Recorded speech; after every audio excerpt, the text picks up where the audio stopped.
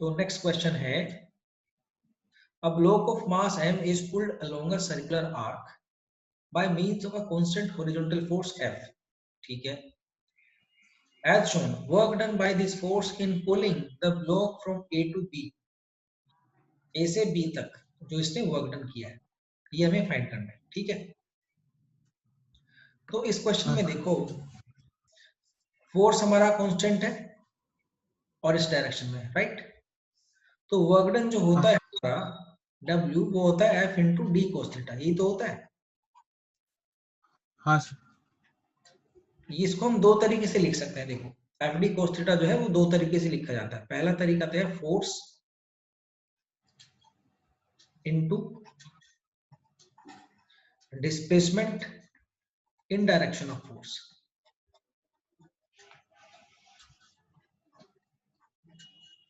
ठीक है, एक तरीका ये होगी डी कोस थीटा जो है हमारा फोर्स के डायरेक्शन में डिस्प्लेसमेंट आ जाता है। जैसे सपोज करो ये अगर हमारा फोर्स है और ये हमारा डिस्प्लेसमेंट है, ये डी है और ये फोर्स है, तो अगर इनके बीच में एंगल थीटा है तो जो एफ डी कोस थीटा होगा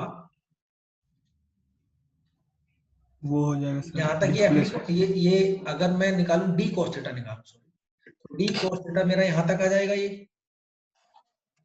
ये डी कोस थीटा आएगा, component of D in direction of force. समझ गए, ये 90 डिग्री है। हाँ सर। तो या तो ऐसे कर लूं मैं कि force into multiplied by displacement in the direction of force, या फिर इसका दूसरा तरीका ये है कि भाई अगर हमारा ये फोर्स है और ये डिस्प्लेसमेंट है, ये डिस्प्लेसमेंट है, ये फोर्स है, इनके बीच में एंगल है थीटा, तो मैं क्या करता हूं, मैं फोर्स का निकाल लेता हूं कंपोनेंट डायरेक्शन ऑफ डिस्प्लेसमेंट। तो ये जो कंपोनेंट आएगा ये आएगा एफ कोस थीटा, आएगा कि नहीं आएगा? हाँ सर। तो उस टाइम पे जो वर्क होगा मेरा W आ जाएगा F cos theta into D. तो इसको मैं लिख सकता हूं फोर्स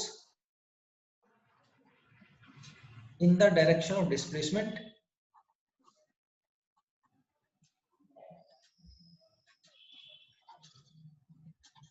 मल्टीप्लाइड बाय डिस्प्लेसमेंट। समझ आ गया? F cos theta into D लिख सकता हूं। हाँ सर। तो दो तरीके हैं मेरे पास वर्क डन को फाइंड करने के, या तो मैं फाइंड करूं फोर्स डायरेक्शन के फोर्स कंपोनेंट फाइंड कर लूं डायरेक्शन की तरफ, या फिर मैं कंपोनेंट ऑफ डायरेक्शन फाइंड कर लूं फोर्स के डायरेक्शन में, है ना।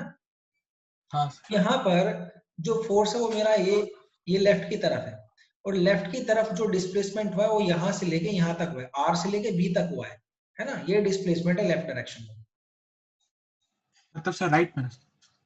हाँ सॉरी, राइट में। फोर्स हमारा राइट में, तो डायरेक्शन भी हमारा डिस्प्लेसमेंट भी राइट में होगा। तो अगर फोर्स के डायरेक्शन में मैं डिस्प्लेसमेंट देखूं तो आर भी आता है कि नहीं आता है? यहाँ से लेके सॉरी ये इसको पॉइंट को मान लेता हूँ सी भी आता है, राइट। हाँ सर, आर आता है, रेडियस आर साइन 60 आता है। ठीक है, तो W जो आएगा मेरे पास, W आएगा कि फोर्स कांस्टेंट है into displacement in the direction of force, और वो आ जाएगा R sin 60। ये समझ आया कि नहीं आया? हाँ सर, वो right angle triangle are sine right angle triangle है, तो 60 के सामने वाली साइड जो मेरी R sin 60 हो जाएगी, और ये जो एक्चुअली डिस्प्लेसमेंट है in the direction of force. तो वर्क डन अगर कांस्टेंट फोर्स है तो दो तरीके से वर्क डन फाइंड कर सकते हैं। हमने तरीका कौन सा लिया? हमने लिया displacement in the direction of force, तो आ जाएगा इनटू R sin 60 की वैल्यू स्क्वायर रूट 3/2। तो जो वर्क डन हमारा आता है वो आ जाता है स्क्वायर रूट 3 FR/2। ठीक है, तो थर्ड ऑप्शन करेक्ट आ जाता है। हाँ सर, लिख लो। हाँ लिख लो, समझ आ गया? हाँ सर, यार ठीक है, नोट कर लो।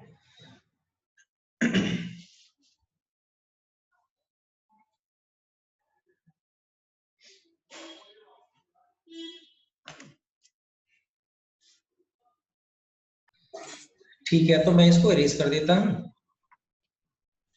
अब नेक्स्ट क्वेश्चन जो है आपका वो ये है, kinetic energy acquired by mass m in traveling a certain distance d starting from rest under the action of a constant force F is, ठीक है, directly proportional to square root m, directly proportional to m, directly proportional to 1 upon m, none of these. तो इसमें जो answer आएगा हमारा वो आएगा none of these, right. कैसे हो रहा है वही।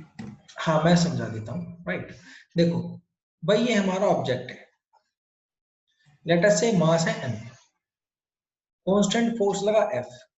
तो अगर हमारा इस ऑब्जेक्ट पर केवल F फोर्स लग रहा है और कोई फोर्स नहीं, कोई दूसरा फोर्स भी काम नहीं कर रहा है, ये हमने एजम्पशन इसमें लिया क्योंकि क्वेश्चन में मैं दिया है केवल F काम कर रहा है, राइट, और कोई दूसरा फोर्स काम नहीं कर रहा। और कहां तक काम किया इसने, d डिस्टेंस तक, राइट। हाँ यहाँ पे वेलोसिटी कितनी है, 0। तो यहाँ पे आके इसमें कुछ वेलोसिटी आएगी नॉन जीरो, सर। राइट। अब इस हाँ वेलोसिटी की वजह से इसमें जो है कुछ काइनेटिक एनर्जी आएगी half M V square, correct. हाँ तो कुछ बच्चे क्या करेंगे, या तो डायरेक्टली प्रोपोर्शनल टू एम कर देंगे इसको, ये देख के,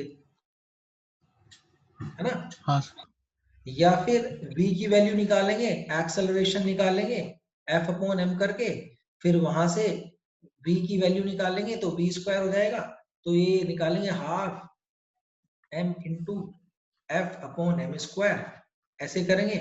तो यहां से आपका आ गया कि हाफ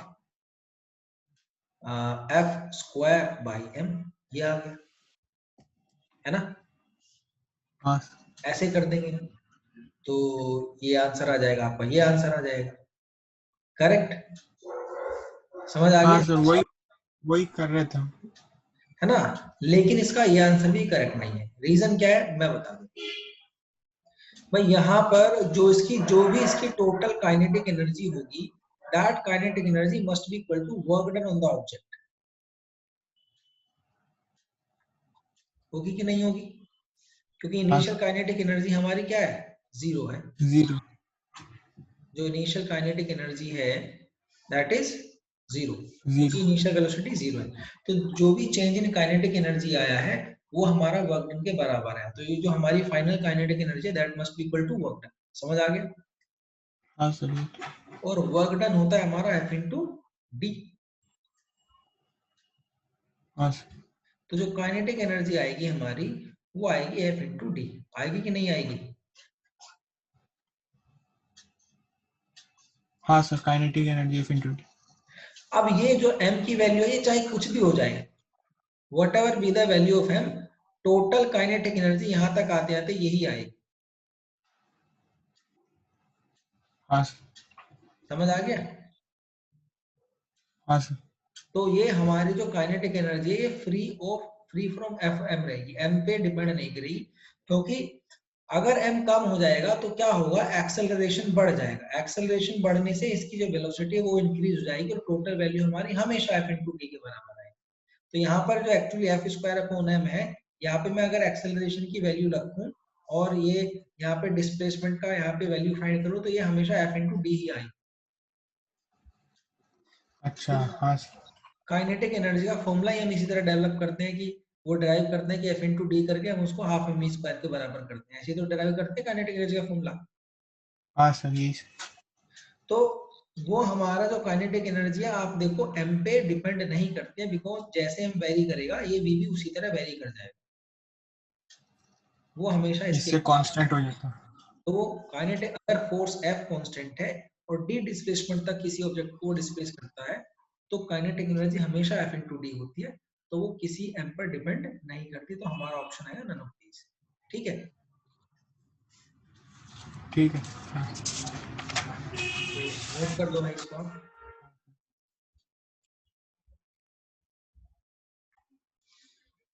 और यहाँ पे जो एफ अपॉन एम है इसमें टी और आएगा क्योंकि एक्सेलरेशन है, हाँ। तो टाइम भी आएगा इसमें, ए टी स्क्वायर बन जाएगा, तो टाइम आएगा तो हाँ। फिर भी वो इसको इसी में जाके कोशिश करेंगे करने की, बट वो गलत हो जाएगा, दोनों ही हमारे ऑप्शन गलत हो जाएंगे, ठीक है। हाँ सर, वो तो।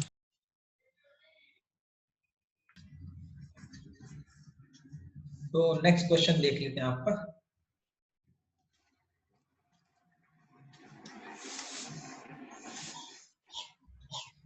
नेक्स्ट क्वेश्चन है आपका, the conservation of mechanical energy, right.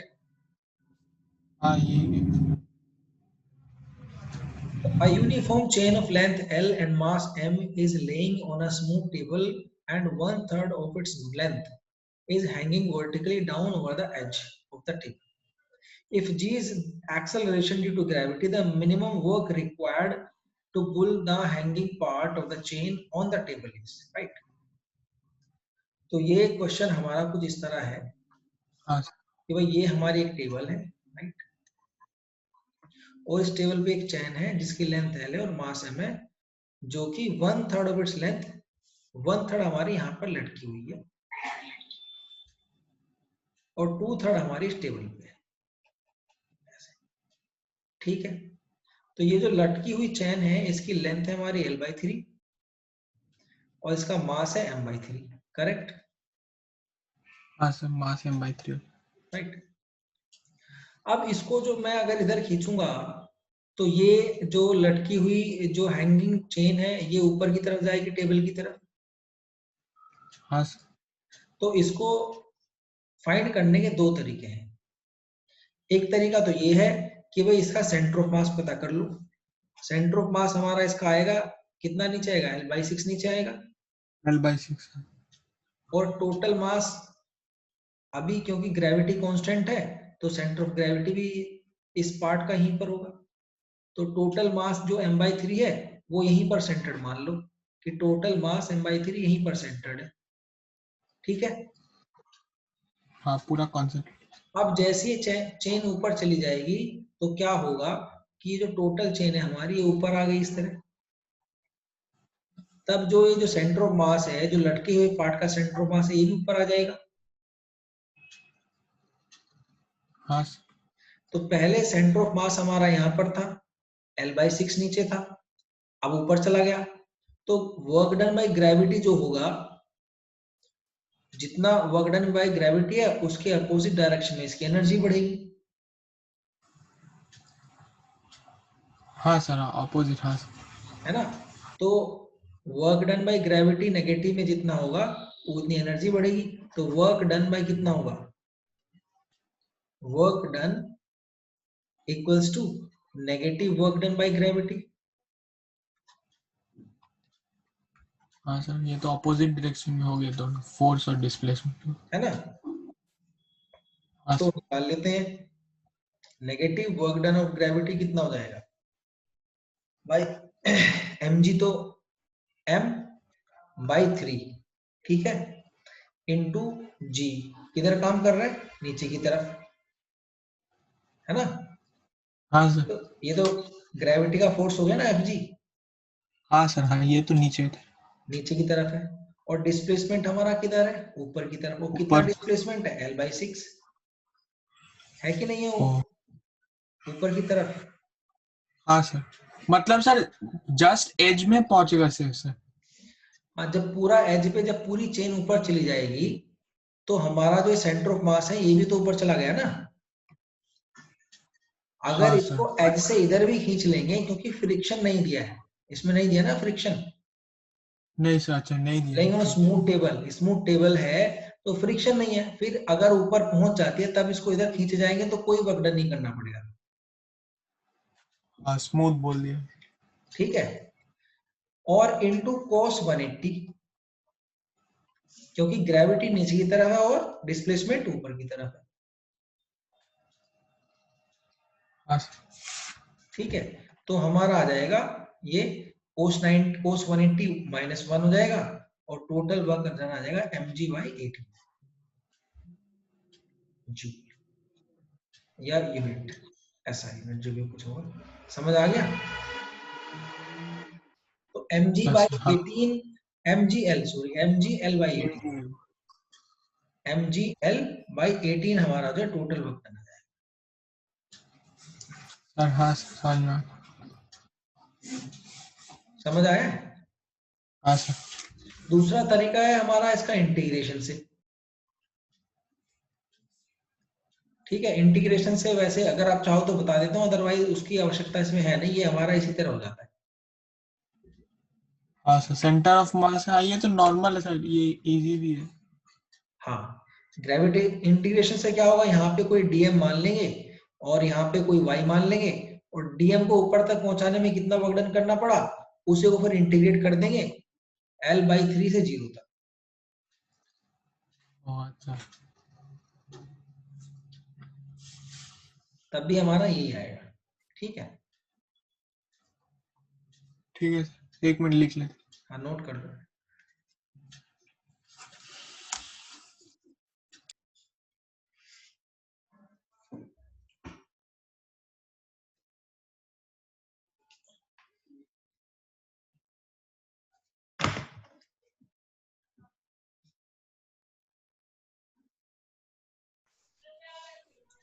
तो नेक्स्ट क्वेश्चन देख लेते हैं।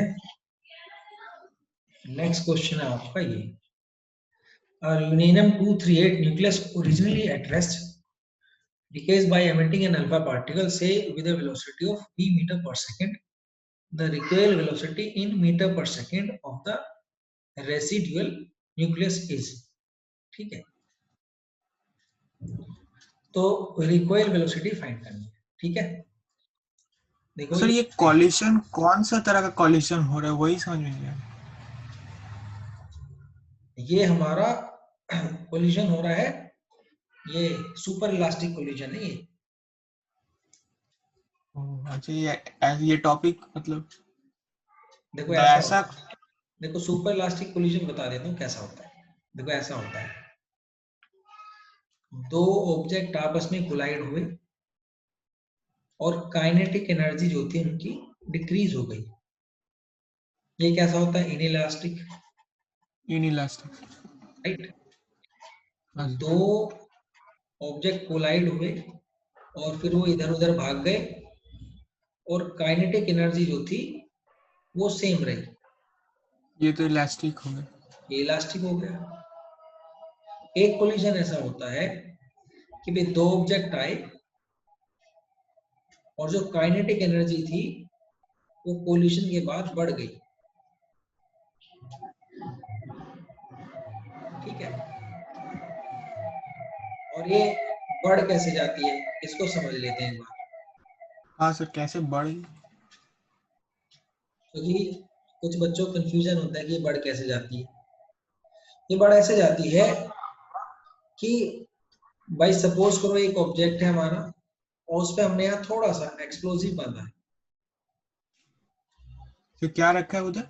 यहाँ पे थोड़ा सा एक्सप्लोजिव लगाया है। अच्छा अच्छा। ठीक है, और ये दूसरा ऑब्जेक्ट है, इस पर भी लेटेस्ट से हमने एक्सप्लोसिव लगा दिया, राइट। और जब ये आपस में कोलाइड हुए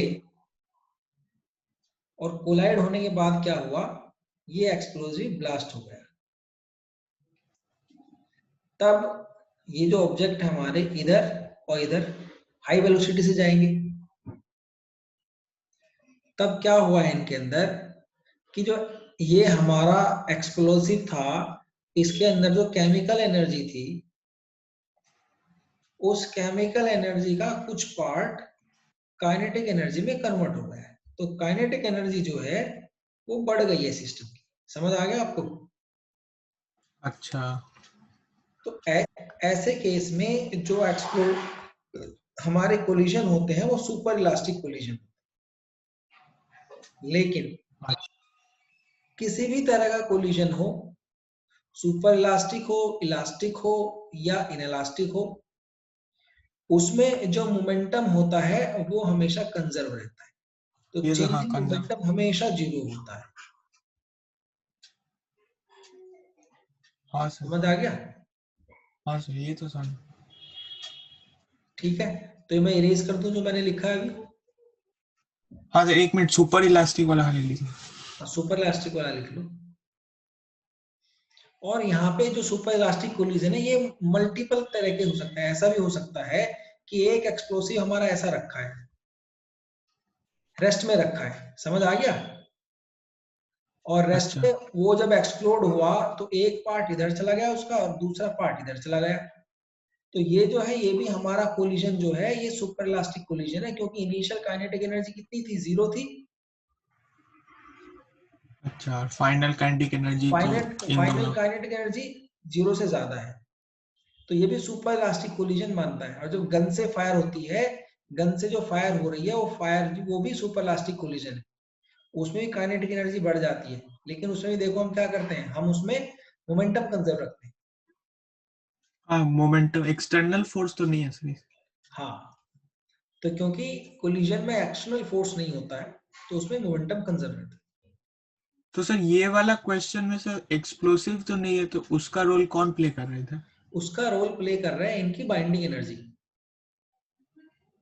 अच्छा, वो पता उसका पोर्शन काइनेटिक एनर्जी में ट्रांसफर होगा सर। हाँ, इसमें देखो जो यूरेनियम जो प्रोडक्ट होगा हमारा, यूरेनियम 234 प्रोडक्ट होगा इसका। तो अच्छा, यूरेनियम वो तो सर। 234 की जो टोटल बाइंडिंग एनर्जी होती है वो यूरेनियम 238 से कुछ कम होती है।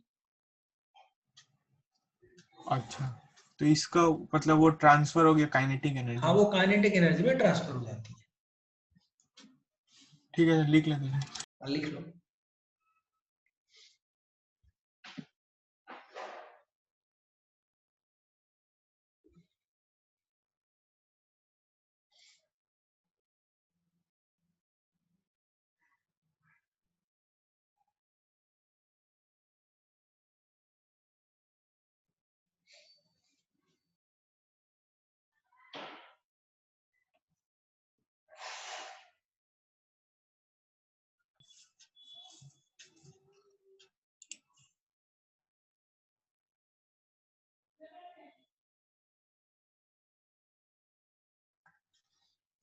नेक्स्ट क्वेश्चन है हमारा ये, two balls of equal mass undergo head-on collision while each was moving with speed 6 meter per second. If the coefficient of restitution is 1 by 3, the speed of each ball after impact will be. ठीक है, तो two balls of equal मास है, तो question हमारा इस तरह होगा भाई, ध्यान से देखना। दो बॉल्स है, इक्वल मास है m, m, head on collision होता है मतलब सीधा एक दूसरे की तरफ जा रही है, दोनों की स्पीड भी सेम है, 6 मीटर पर सेकेंड, 6 मीटर पर सेकेंड, राइट। हाँ तो अब जो कोलिजन होगा उसके बाद जो दोनों की वेलोसिटी होगी, लेट अस से वो v मान लेते हैं, ठीक है। तो ये v भी दोनों की वेलोसिटी इक्वल होगी और अपोजिट डायरेक्शन में होगी, क्यों, कि मास भी सेम है और इनिशियल वेलोसिटी भी सेम है। हाँ सर। समझ आ गया? हाँ सर। हाँ। यहाँ तक कोई डाउट है? नहीं सर, और ये इनएलास्टिक कोलिशन है सर, क्योंकि E का वैल्यू तो सर 0 और 1 के बीच में आ रही है। हाँ, रेस्टिट्यूशन दिया है तो इनइलास्टिक कोलिजन है, तो मोमेंटम कंजर्व रहेगा, लेकिन आपका जो ये है काइनेटिक एनर्जी कंजर्व नहीं रहेगी। तो देखो मोमेंटम वो कंजर्व है, डिक्रीज हो इनिशियल जाएगा। मोमेंटम हमारा इक्वल टू 0 है, क्योंकि हाँ दोनों का सर। मोमेंटम इक्वल और अपोजिट डायरेक्शन में है। हाँ सर। तो फाइनल मोमेंटम भी p हमारा 0 होगा, देखो दोनों की वेलोसिटी इक्वल और अपोजिट डायरेक्शन में होगी। समझ आ गया? हाँ सर। ठीक है, अब कोफिशिएंट ऑफ रेस्टिट्यूशन क्या होता है ये समझो। कोफिशिएंट ऑफ रेस्टिट्यूशन जो होता है, इसका मतलब है velocity of approach, sorry velocity of velocity of separation sir, separation, divided by velocity of approach. Velocity of separation divided by velocity of approach. Velocity of approach. ठीक है, वेलोसिटी ऑफ सेपरेशन है हमारी 2v। समझ आ गया? हाँ sir. हाँ, v minus minus v करेंगे तो tv माइनस हो वी जाएगा। 2v sir. और वेलोसिटी ऑफ अप्रोच है हमारी 12, और वो आ गया 6 1/3। माइनस, और ये हमारा है 1/3 के बराबर, तो 3 से 4 बार कैंसिल हो जाएगा, तो v की जो वैल्यू आ जाएगी वो आ जाएगी 4/2 बराबर 2 मीटर पर सेकेंड आ जाएगी। एक मिनट सर रुकिए, इसका आंसर हमको एक बार देखना। चेक कर लो।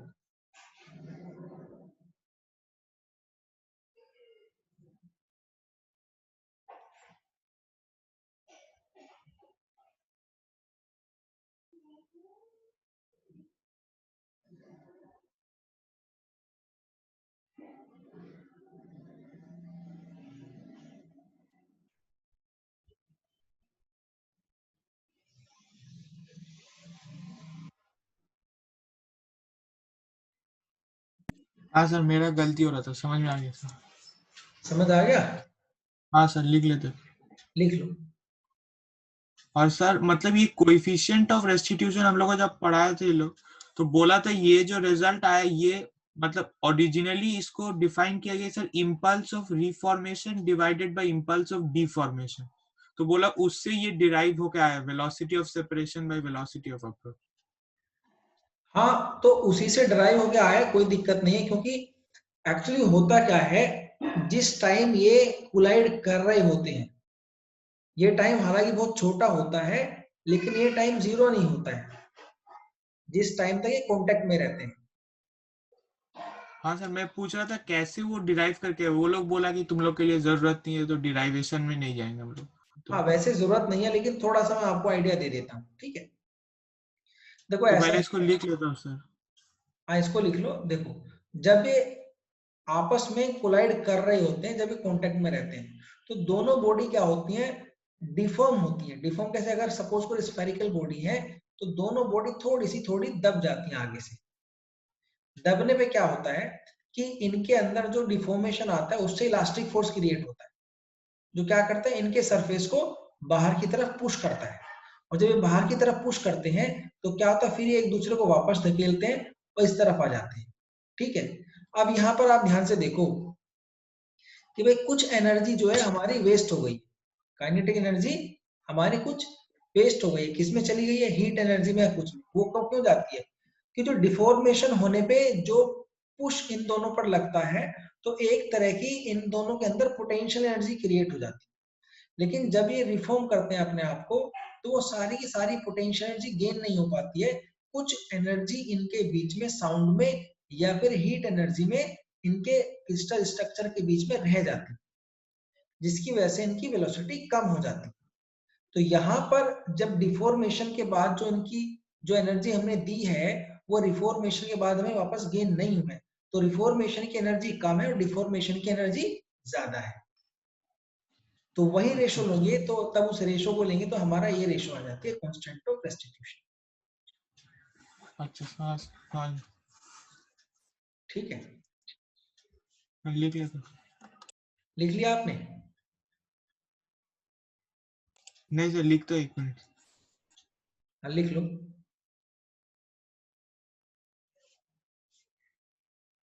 ठीक है, तो नेक्स्ट क्वेश्चन है आपका ये। 38 blades of a windmill sweep out a circle of area A. A wind flows with velocity v perpendicular to blades of windmill and its density is rho. Then the mechanical power received by windmill is।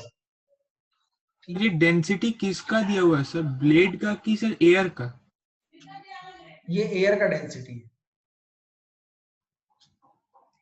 ओह अच्छा। ठीक है? ठीक है, समझ में नहीं आ रही है क्वेश्चन। अब देखो ये ऐसा है, इसको समझ लेते हैं। The blades of a windmill SVEEP out a circle of area A. भाई एक विंडमिल है, उसके जो ब्लेड्स हैं वो ऐसे मूव करते हैं, ठीक है? और वो ए एरिया का सर्कल स्वीप करते हैं। समझ आ गया? ये समझ आ रहा है भाई आपको? हाँ हाँ सर, ये तो एरिया जब एक। हाँ, जब विंड मिल के जो ब्लेड घूमेंगे, वो इस ए एरिया को स्वीप करेंगे, तो ये पूरा सर्कुलर एरिया वो स्वीप करेंगे इस तरह से, ठीक है? अब क्या होता है अब इस लेटर से जो विंड ब्लो कर रही है वो आपकी स्क्रीन से या आपकी तरफ से स्क्रीन की तरफ मूव कर रही है कि अगर मैं ऐसे बना लूं इसको तो विंड ऐसे ब्लो कर रही है लेटर से, ये मान लो ये विंड मिल ऐसे खड़ी है, ठीक है, समझ आ गया आपको? हाँ ठीक है। अब इन्होंने हमसे पूछा if wind flows with velocity v perpendicular to blades of windmill and its density is rho, then the mechanical power received by windmill. अब mechanical power received by windmill क्या होगी कि energy, kinetic energy of air received by windmill in 1 second, यही तो होगी,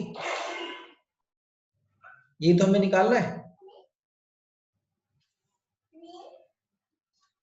समझ आ गया आपको क्या फाइंड करना है हमें? तो 1 सेकेंड पावर पूछा है ना, पावर रिसीव्ड बाय। अच्छा हाँ अब पावर क्या होती है, एनर्जी पर सेकंड ही तो होता है ना, तो काइनेट हाँ सर एक हाँ सेकंड में कितनी काइनेटिक एनर्जी रिसीव कर रही है विंडमिल, वो हमें फाइंड करनी है, ठीक है, हाँ सर ये समझ आ गया? हाँ सर हाँ ये समझ में। अब ये कितनी एनर्जी रिसीव कर रही है आप ध्यान से देखा ना, एक आप इमेजिन करो कि एक वी लेंथ का हमारा एक एयर कॉलम है, ये जिसका कि एरिया कितना ए, एरिया क्रॉस सेक्शन ए है और वी लेंथ का कॉलम है, तो एक सेकंड में ये पूरा का पूरा कॉलम इस विंडमिल के आर पार चला जाएगा।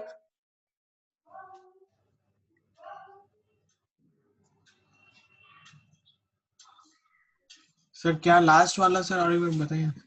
सपोज करो हमारे पास वी लेंथ का एक एयर कॉलम है हाँ सर जिसका क्रॉस सेक्शन एरिया ए है जो विंडमिल के बिल्कुल सामने है, अच्छा तो इन 1 second this complete air column will cross the windmill, हाँ सर ये क्रॉस कर जाएगा।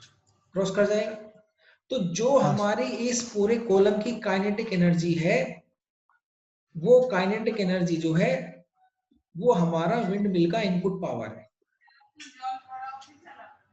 सर हाँ आप समझ आ गया आपको? हाँ सर हाँ एक सेकंड में जितनी काइनेटिक एनर्जी ये एयर इसको दे सकती है वो सब हमारा इनपुट पावर है जो हमसे पूछा गया है, समझ आ गया? वही पूछा गया सर। ठीक है। अब हालांकि विंडमिल देखो, विंडमिल में क्या कुछ एयर यहां से ही जाएगी, कुछ यहां से जाएगी, कुछ यहां से जाएगी, तो जो एयर यहां से जाएगी उस एयर को ये विंडमिल जो है कभी भी इसमें पावर में कन्वर्ट नहीं कर पाएगी, इलेक्ट्रिक पावर में।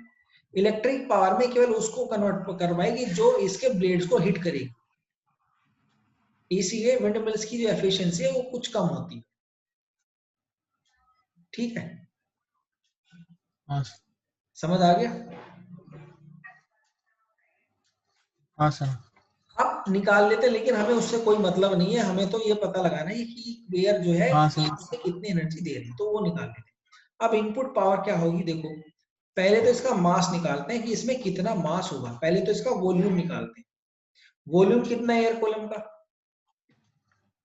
वॉल्यूम है लेंथ इंटू एरिया, समझ आ गया? हाँ सर लेंथ इनटू एरिया हाँ वी लेंथ है, एरिया ए है, और इसका मास कितना हो जाएगा, मास हो जाएगा volume into density, V into A मतलब रो इंटू रो, मास हाँ हो रो गया। भी अब इनपुट पावर क्या होती है, हाफ एम वी स्क्वायर होती है, निकाल लेते हैं, हाफ इंटू एम, एम कितना है हमारा, एम है हमारा वी रो भी A rho, V into A into rho into V square, तो आ गया rho A V cube divide by 2 आ गया, मतलब फर्स्ट ऑप्शन। मतलब फर्स्ट ऑप्शन हमारा इसका करेक्ट ऑप्शन आ गया, ठीक है, ठीक है सर लिख लिया। लिख लो।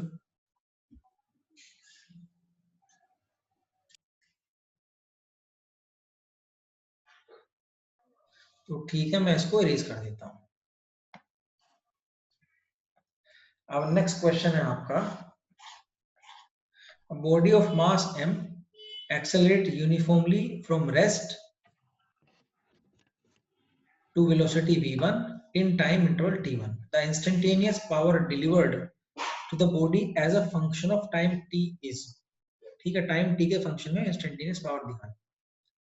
तो इंस्टेंटेनियस पावर का जो फॉर्मूला है वो हमारा होता है F vector dot b। ये तो होता हाँ है ना।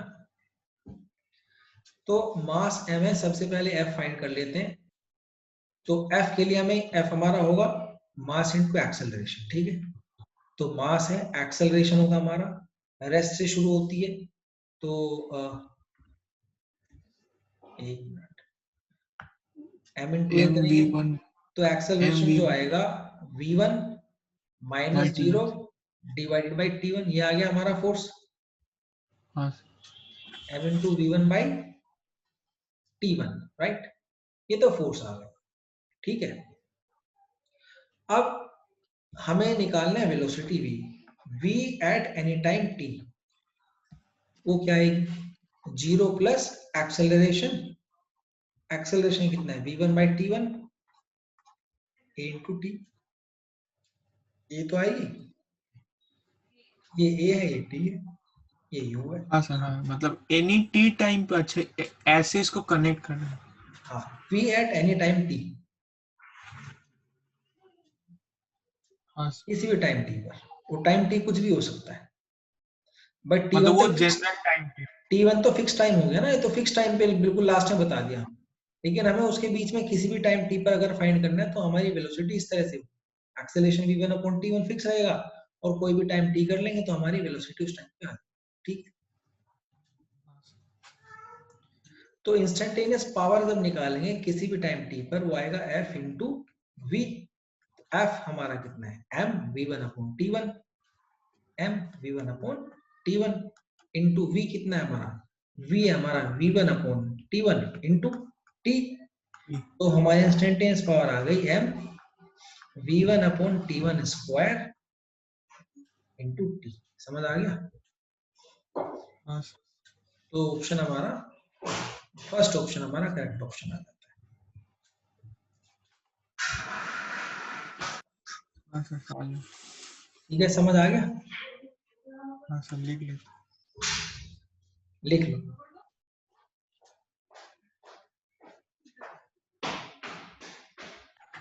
ठीक है, तो मैं इसको इरेज कर देता हूं।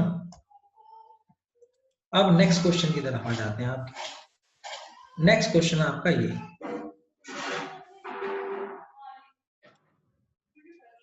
ये कह रहा है, pump is used to pump a liquid of density rho continuously through a pipe of cross section area A. If liquid is flowing with speed v, then average power of pump is, ठीक है, pump की average power हमें बतानी है। अब इसमें हम क्या करते हैं कि एक एजम्पशन लेते हैं, ठीक है भाई। लेटर से यहाँ पे हमारा पंप लगा हुआ है, ठीक है, और यहाँ से पानी ऐसे निकल रहा है, ठीक है। डेंसिटी है हमारी इसकी रो, क्रॉस सेक्शन एरिया है कितना ए, और स्पीड है हमारी इसकी v, राइट। तो एजम्पशन हम ये लेते हैं कि जो पंप है ये हॉरिजॉन्टल लेवल से ही इस लिक्विड को पंप आउट कर रहा है, ठीक है। हाँ सर, ऐसा assumption क्यों लिया सर? इसलिए लिया क्योंकि हमारे पास कोई और डेटा नहीं कितनी नीचे से पानी निकाल रहा है, ये तो इसमें दिया नहीं। तो अब ये जो पंप जो पावर डिलीवर कर रहा है, जो एनर्जी दे रहा है, वो केवल इसकी जो लिक्विड है उसकी काइनेटिक एनर्जी की फॉर्म में बाहर आ रही है। अगर ये पंप नीचे से पानी को ऊपर उठा के लाता तो ये जो वर्क डन करना पड़ता है ये भी पंप को ही करना पड़ता है mgh के बराबर। हाँ तब जो पावर है पंप की वो बढ़ जाती है, एक तो हाफ mv स्क्वायर एक सेकंड में इतनी जो ये डिलीवर कर रहा है, प्लस ये पोटेंशियल एनर्जी भी दे रहा है, तो बढ़ जाती है पावर। हालांकि हमें इस mgh का कोई डेटा क्वेश्चन में गिवन नहीं है, तो हम क्या मान लेते हैं, एजम्पशन लेते हैं कि भाई ये जो h है 0 है, हॉरिजॉन्टल लेवल से ही पंप जो है पानी को डिलीवर कर, सो दैट इसकी जो टोटल पंप की पावर है वो केवल पानी की काइनेटिक, इसकी जो लिक्विड है इसकी काइनेटिक एनर्जी की फॉर्म में बाहर आ रही है। हाँ सर, मतलब पंप का पावर टोटली काइनेटिक एनर्जी में हो रहा है, पोटेंशियल एनर्जी हो ही नहीं है। हाँ ठीक है, समझ आ गया। हाँ सर। अब हम देख लेते हैं कि भाई 1 सेकंड में कितनी एनर्जी डिलीवर कर रहा है। जो आउटपुट पावर है पंप का वो क्या होगा, kinetic energy of water in 1 second of liquid in 1 second, ये तो होगा। हाँ सर। अब हम क्या करते हैं कि भाई 1 सेकंड में जो पानी आएगा वो v लेंथ का एक पानी का कॉलम बाहर आ जाएगा। इतना बड़ा कॉलम ही तो बाहर आएगा पानी का। हाँ सर। अब वॉल्यूम इस कॉलम की कितनी है, A into V। a into V. Mass इस कॉलम का कितना हो गया, रो इंटू ए वी। ठीक है, अब काइनेटिक एनर्जी इस कॉलम की कितनी हो गई, हाफ एम वी स्क्वायर। कितनी, हाफ एम की वैल्यू है rho A V into V square, यानी कि हो गई rho A V cube divided by 2। ये हमारी काइनेटिक एनर्जी हो गई उस पानी की जो 1 सेकंड में बाहर आता है। समझ आ गया। अच्छा हाँ। तो पावर कितनी हो जाएगी हमारी, काइनेटिक एनर्जी जो टोटल डिलीवर हुई है इन टाइम अपॉन टाइम, तो टोटल काइनेटिक एनर्जी डिलीवर हुई है rho A V cube by 2, और टाइम कितना है, टाइम है 1, क्योंकि 1 सेकंड में डिलीवर हुई है इतनी काइनेटिक एनर्जी। तो पावर आ गई हमारी rho A V cube divided by 2।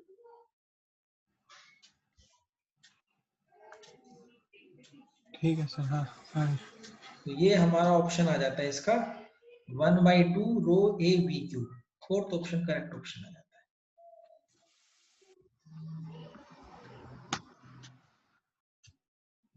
ठीक है सर, लिखता हूँ।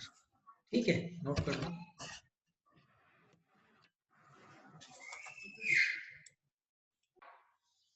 तो मैं इसको इरेज कर देता हूं और चलते हैं नेक्स्ट क्वेश्चन की तरफ। नेक्स्ट क्वेश्चन है आपका ये, ठीक है। ये क्वेश्चन कह रहा है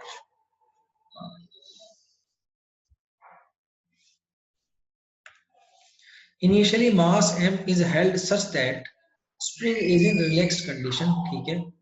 If mass m suddenly released, maximum elongation in the spring will, ठीक है। तो इसको देख लेते हैं, ठीक है। देखो ये हमारा जो स्प्रिंग है ये इस कंडीशन में है कि अब ये रिलैक्स्ड है। अब अगर ये स्प्रिंग रिलैक्स्ड है और ये मास m है तो डेफिनेटली कुछ फोर्स ऊपर की तरफ लगा रखा होगा, तभी तो स्प्रिंग रिलैक्स्ड है ये। हाँ समझ सर। आ गया आपको। ऊपर से, हाँ मतलब सर, हाँ, वरना तो रिलैक्स नहीं रह सकता। वरना रिलैक्स नहीं रहेगा, नीचे लटक जाएगा। अब इसको हमने रिलीज कर दिया यहां से, तो रिलीज करने का मतलब है कि हमने इसके इस फोर्स को हटा लिया, ठीक है। अब स्प्रिंग क्या होगा, ये जो मास है ऑब्जेक्ट का ये नीचे की तरफ जाएगा कि नहीं जाएगा, हाँ वो तो mg के मतलब ग्रेविटी के चलते नीचे जाएगा। ग्रेविटी के चलते नीचे जाएगा। अब इस पर दो फोर्स काम कर रहे हैं हमेशा, एक फोर्स तो ऊपर काम कर रहा है टेंशन, एक नीचे काम कर रहा है mg, करेक्ट। तो सर इधर टेंशन मतलब वो स्प्रिंग फोर्स ही मतलब। स्प्रिंग फोर्स है, टेंशन मतलब स्प्रिंग फोर्स, ठीक है। अच्छा। क्योंकि स्प्रिंग में जितना टेंशन होगा वो स्प्रिंग फोर्स की वजह से होगा। अब जब ये नीचे जाएगा तो mg ज्यादा है और स्प्रिंग फोर्स है कम, तो एक्सेलरेशन है नीचे की तरफ, जिसकी वजह से इसकी वेलोसिटी नीचे की तरफ बढ़ती जाएगी। लेकिन एक सिचुएशन ऐसी आएगी क्योंकि इसमें एलोंगेशन बढ़ता जा रहा है स्प्रिंग में, है ना। तो जब स्प्रिंग में हाँ एलोंगेशन बढ़ता जाएगा तो टेंशन T यानी कि स्प्रिंग फोर्स भी बढ़ता जाएगा। तो एक कंडीशन ऐसी आएगी जहां पर जो स्प्रिंग फोर्स है वो mg के बराबर हो जाएगा। तो उस टाइम पे एक्सेलरेशन कितना हो जाएगा, एक्सेलरेशन 0 हो गया। तो वहां पर क्या होगा, लेकिन यहां तक आते आते इसकी कुछ वेलोसिटी गेन कर लेगा कि नहीं कर लेगा ये? हाँ सर कर तो लेगा, क्योंकि मतलब इसके आगे तो एक्सीलरेशन था ना सर। है ना। अब यहाँ कुछ बच्चे क्या करते हैं गलती, कि वो जब उनसे पूछा जाता है मैक्सिमम एलोंगेशन, वो F S equal to M G करते हैं, और एफ एस हमारा आ जाएगा K X equals to M G करते हैं, और X equals to M G by K कर देते हैं, जो कि हमारा गलत हो जाता है इस केस में। क्यों इसलिए गलत हो जाता है, क्योंकि यहां तक आते आते कुछ वेलोसिटी गेन कर चुका है, तो उस वेलोसिटी की वजह से जब ऑब्जेक्ट नीचे की तरफ अपना मूव करेगा मोमेंटम की वजह से, तो क्या होगा, यहां से क्या होगा कि यहां से उसके ऊपर एक एक्सेलरेशन ऊपर की तरफ लगना शुरू हो जाएगा। क्यों? क्योंकि टेंशन टी बढ़ गया है और mg कम हो गया है। mg उतना ही है लेकिन टेंशन टी बढ़ गया ऊपर की तरफ। समझ आ गया? मतलब सर इक्वल होने के बाद ये हो रहा है सर? भाई इक्वल हो गया ना, तो इक्वल होने पे एक्सेलरेशन जीरो हो गया ना। हाँ सर। अब एक्सेलरेशन जब जीरो हो गया तो वेलोसिटी तो जीरो नहीं है। नहीं सर वेलोसिटी तो जीरो नहीं है। वेलोसिटी इसका मतलब नीचे की तरफ जाएगा, और जब हाँ वेलोसिटी सर की वजह हाँ से नीचे की तरफ जाएगा तो एक्सल टेंशन बढ़ जाएगा कि नहीं बढ़ जाएगा? बढ़ जाएगा सर। हाँ तो बढ़ जाएगा, टेंशन ज्यादा हो गया, mg उतना ही रह गया, तो एक्सेलरेशन ऊपर की तरफ होगा कि नहीं होगा? ऊपर की तरह होगा सर। अब एक्सेलरेशन ऊपर की तरफ है, वेलोसिटी नीचे की तरफ है, मतलब वेलोसिटी जो है वो कम होती जा रही है, होती जा रही है कि नहीं होती जा रही है? होता जा रहा है सर। अब कुछ टाइम के बाद इस एक्सेलरेशन की वजह से, हालांकि एक्सेलरेशन भी चेंजिंग है लेकिन डायरेक्शन चेंज नहीं करेगा, यहां पर इसकी वेलोसिटी जो है वो जीरो हो जाएगी, कुछ नीचे आ हो जाएगी कि नहीं हो जाएगी? हाँ सर। अब यहाँ जीरो वेलोसिटी से ये वापस फिर ऊपर की तरफ जाना शुरू करेगा, क्योंकि फोर्स इस पे ऊपर की तरफ ज्यादा लगा है, और फिर यहाँ फिर से ये अपनी जीरो पोजीशन पे आएगा, जीरो फोर्स की इक्विलिब्रियम की पोजीशन पे। लेकिन यहाँ पर आते आते इसकी कुछ वेलोसिटी भी ऊपर की तरफ गेन कर लेगा, तब ये कुछ ऊपर जाएगा, फिर वहां से फिर से नीचे आएगा, तो इस तरह ये वाइब्रेट करता रहेगा, ऊपर नीचे ऊपर नीचे। समझ आ गया? हाँ सर। अब हमसे पूछा है कि भाई इसकी जो है maximum elongation in the spring कितना होगा, मतलब मैक्सिमम एलोंगेशन जो है वो यहां से लेके यहां तक का जो डिस्टेंस है, ये हमारा maximum elongation in the spring होगा। समझ आ गया कि नहीं आया? हाँ सर। हाँ अब ये मैक्सिमम एलोंगेशन जो है फाइंड करने का तरीका क्या है, इसको समझ लेते हैं, ध्यान से समझना भाई। देखो, तो यहां पर क्या है, जब ऑब्जेक्ट नीचे की तरफ आ रहा है, दो फोर्स काम कर रहे हैं, एक तो स्प्रिंग फोर्स है और दूसरा ग्रेविटी यानी एमजी, ये तो दो फोर्स काम कर रहे हैं। हाँ सर। अब ये दोनों फोर्स कैसे, कंजर्वेटिव फोर्स है, ठीक है? कैसे फोर्स है? कंजर्वेटिव। कंजर्वेटिव। कंजर्वेटिव फोर्स में क्या होता है, टोटल मैकेनिकल एनर्जी कंजर्व रहती है, हाँ सर। ठीक है? कंजर्वेटिव फोर्स में टोटल मैकेनिकल एनर्जी हमारी कंजर्व रहती है, यानी कि जितनी एनर्जी यहाँ पर थी टोटल मैकेनिकल एनर्जी सिस्टम की, वही यहाँ पर हुई है लोवेस्ट पॉइंट पर। अब अगर मैं इस लोवेस्ट पॉइंट पर ग्रेविटेशनल पोटेंशियल एनर्जी को जीरो मान लेता हूँ, ग्रेविटेशनल पोटेंशियल एनर्जी को तो किसी भी रेफरेंस पॉइंट माना जा सकता है, वो मैंने रेफरेंस पॉइंट यहाँ ले लिया, तो यहाँ पर ऑब्जेक्ट के पास केवल ग्रेविटेशनल पोटेंशियल एनर्जी है, और कितनी है, mgx है, यहाँ पर लेटर से अपर पोजीशन यू पर, ठीक है, हाँ सर। एट यू mgx है, क्योंकि स्प्रिंग की पोटेंशियल एनर्जी तो यहाँ पर जीरो है। अब टोटल मैकेनिकल एनर्जी यहाँ पर कितनी है, यहाँ पर टोटल मैकेनिकल एनर्जी है हाफ के एक्स स्क्वायर, स्प्रिंग की पोटेंशियल एनर्जी आ गई, हाँ सर। और काइनेटिक एनर्जी जीरो है और पोटेंशियल एनर्जी भी जीरो है। समझ आ गया? हाँ सर। यू तो जीरो रेफरेंस वही।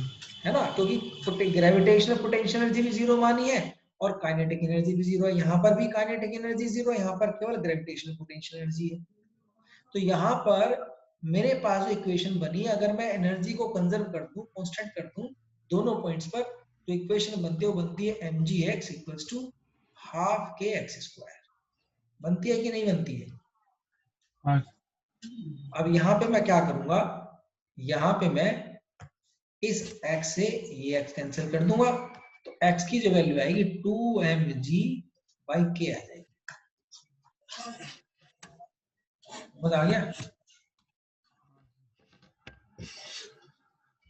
सेकंड ऑप्शन मेरा करेक्ट ऑप्शन आ जाएगा।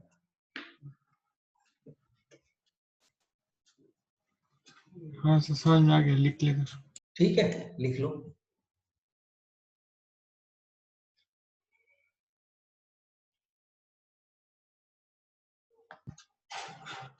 तो ये नोट हो गया, इसको मैं इरेज कर देता हूं।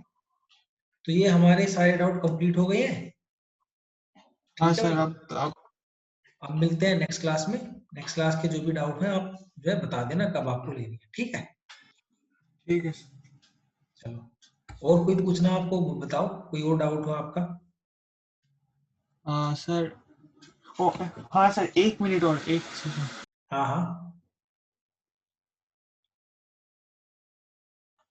हाँ सर, इसका रीजन इसमें है स्पेशल केस बताया है कि भाई यू वेलोसिटी से हम जो है इधर आ रहे हैं, और ये हमारा u2 इक्वल टू 0 है, और ये इधर जा रहा है। उसे मोमेंटम रिमेन क्या लिखे, conserved conserve sir. Along u sin theta. हाँ सर। Along u sin theta momentum हमेशा कंजर्व रहता है। इसका रीजन ये है, देखो ध्यान से समझना। वो कॉमन टेंजेंट। हाँ, अब ये जब दो ऑब्जेक्ट कोलाइड करते हैं, ठीक है, ये आ गई हमारी कॉमन टेंजेंट। इसमें कॉमन टेंजेंट हो गई, हाँ, और इससे कॉमन नॉर्मल आता है। और यहां से जो हमारे जो सेंटर्स होंगे, इनके सेंटर ऑफ मास जो होंगे, उनको मिलाने वाली लाइन ये होगी। हाँ तो अब जो इनके बीच में फोर्स लगता है, जब कोलाइड करेंगे तो एक दूसरे पर फोर्स लगाएंगे कि नहीं लगाएंगे? हाँ सर, लगाएंगे। और जो एक दूसरे पर फोर्स लगाएंगे, उसी फोर्स की वजह से दोनों का मोमेंटम भी चेंज होगा। होगा हाँ कि सर। नहीं होगा?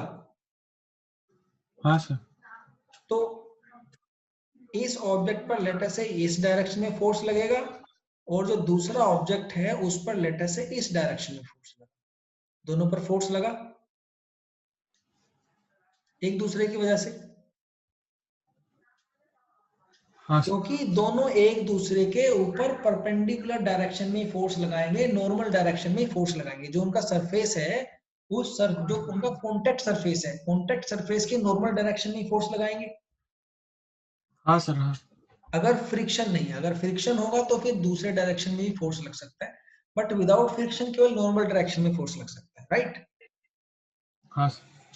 तो इनका जो मोमेंटम चेंज होगा डेल्टा पी, वो फोर्स के डायरेक्शन में ही होगा कि अलग डायरेक्शन में होगा? मोमेंटम के डायरेक्शन में होगा, फोर्स मतलब के फोर्स के डायरेक्शन में डायरेक्शन खुद में। मोमेंटम आएगा। कि सर dp/dt f होता है सर। और हाँ, तो जो डायरेक्शन फोर्स का होगा वही तो चेंज ऑफ मोमेंटम का डायरेक्शन होगा। हाँ सर।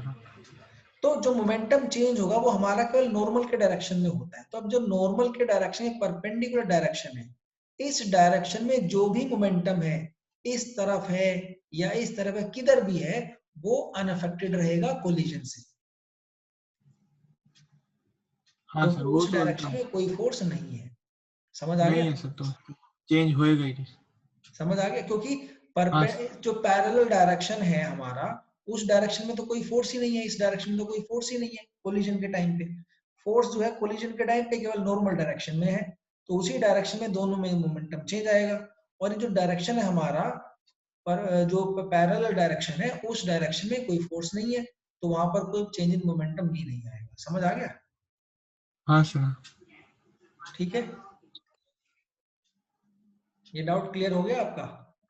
लेकिन सर, ये 90 डिग्री में कैसे जा रहे, वो हमको सर कौन सा 90 डिग्री? ये 90 डिग्री। नहीं नहीं सर, ये देखिए इधर, इफ टू, लास्ट लाइन में जो लिखा है ना, if two identical balls collides obliquely and If second two body at, identical balls collides obliquely and second body at rest, then after collision they will move perpendicular to each other. If हाँ two ये, identical balls collide obliquely, ठीक है भाई, ध्यान से देखना। इसका reason ये है, जो आइडेंटिकल बॉल्स होती हैं, ये आप पहले बताओ, ये समझ आया क्या आपको?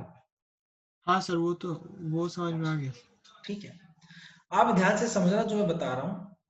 कोई भी दो आइडेंटिकल बॉल्स होंगी, अगर दोनों का मास m है और वो आपस में कोलाइड करते हैं, लेट अस से इसकी इनिशियल वेलोसिटी हमारी u1 है और ये इसकी इनिशियल वेलोसिटी लेट अस से u2 है।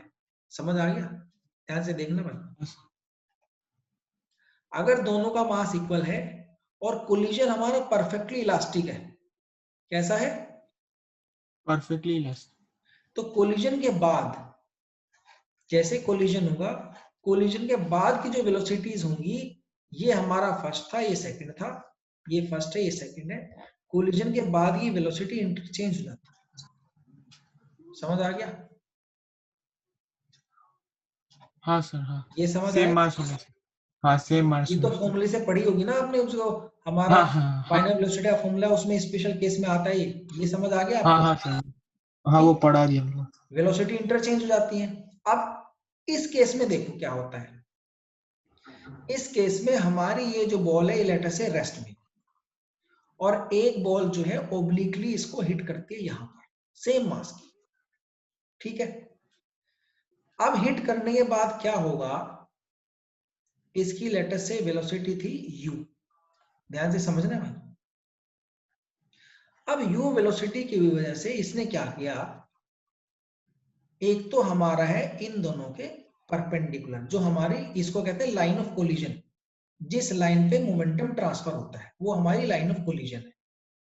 तो लाइन ऑफ कोलिजन पे इसका मोमेंटम जो था इधर की तरफ कितना था, अगर ये एंगल थीटा मान लूं, तो sir mu cos theta. mu cos theta था इधर की तरफ। हाँ ठीक है, और इधर की तरफ कितना था, mu sin थीटा। साइन समझ थीटा। आ गया? और दोनों के बीच में एंगल कितना है, 90 डिग्री। समझ आ गया? अच्छा अब यहां पर जो लाइन ऑफ कोलिजन है उसमें देखो भाई, लाइन ऑफ कोलिजन में जो हमारी बॉल है, पहली बॉल, इसको मान लेते हैं बॉल 1, इस लाइन ऑफ कोलिजन में बॉल 1 की वेलोसिटी है u cos थीटा, है कि नहीं है? हाँ सर। और लाइन ऑफ कोलिजन में जो सेकंड बॉल है, इस बॉल की वेलोसिटी है 0, है? हाँ सर। तो कोलिजन के बाद क्या होगा, वेलोसिटी इंटरचेंज हो गई, हो जाएंगी। हाँ हाँ सर। तो कोलिजन के बाद इस लाइन ऑफ कोलिजन की जो वेलोसिटी है, लाइन ऑफ कोलिजन में जो हमारी वेलोसिटीज हैं, इस बॉल की लाइन ऑफ कोलिजन में वेलोसिटी 1 की बॉल की आ गई 0, और इसका आगे mu मतलब u cos। और इस बॉल का जो सेकंड बॉल है, इसका बॉल का वेलोसिटी आ गया u cos थीटा। हाँ सर। अब इस बॉल के पास लाइन ऑफ कोलिजन की वेलोसिटी 0 हो गई, कौन सी वेलोसिटी बची, जो लाइन ऑफ कोलिजन के परपेंडिकुलर थी, u sin theta, mu sin theta. अच्छा हाँ। है ना? तो हाँ u सर। sin थीटा बची और इसकी u cos थीटा, और दोनों की वेलोसिटी में कितना डायरेक्शन है, कितना एंगल है, 90। अच्छा तो हो गए। तो दोनों कोलिजन के बाद हाँ आफ्टर हाँ they will move perpendicular to each other after collision. समझ आ गया? हाँ सर एकदम। ये क्लियर है? सर एक मिनट, स्क्रीनशॉट ले लेते हैं। हाँ ले लो, स्क्रीनशॉट ले लो।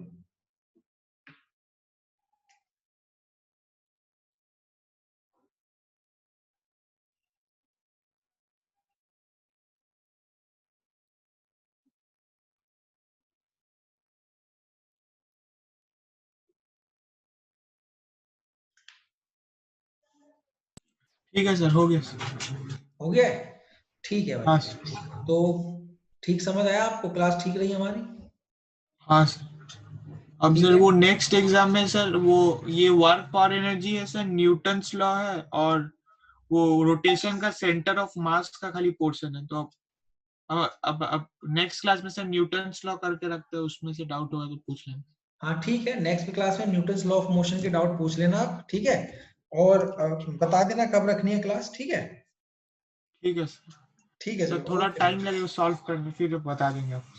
कोई बात नहीं, आप टाइम ले लो, सोल्व कर लो, बता देना, ठीक है बेटा। ठीक है सर, थैंक यू। ओके बेटा, बाय।